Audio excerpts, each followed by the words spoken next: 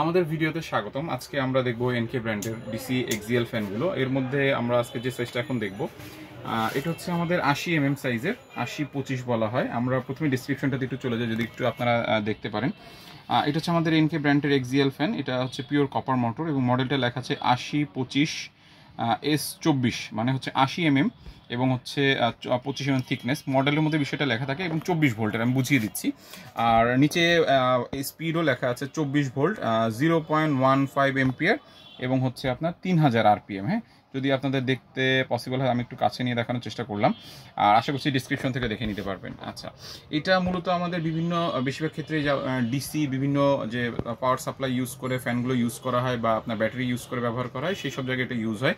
অনেক সময় ওয়েল্ডিং মেশিনে থাকতে পারে বা আপনার অন্যান্য বিভিন্ন কুলিং মেশিন আছে, ওই জায়গাতে এই ফ্যানগুলো খুব বেশি ইউজ হয়। হ্যাঁ, আর আমাদের প্রতিটা ফ্যান কপার কয়েলের এবং খুবই high quality, built in quality, কিন্তু আপনারা হাতে নিলে বুঝতে পারবেন খুবই ভালো কোয়ালিটির একটি ফ্যান।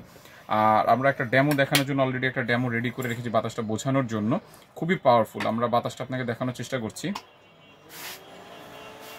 বাতাসে অলরেডি ফ্যান অনেক দূরে চলে যাচ্ছে। আমি তারপরও আপনাদেরকে একটা ঘন জড়ি, ফ্যানের সাইজ অনুযায়ী কিন্তু জড়িটা কিন্তু খুব বড়, আপনি বাতাসটা দেখলেই বুঝতে পারছেন ভিডিওতে।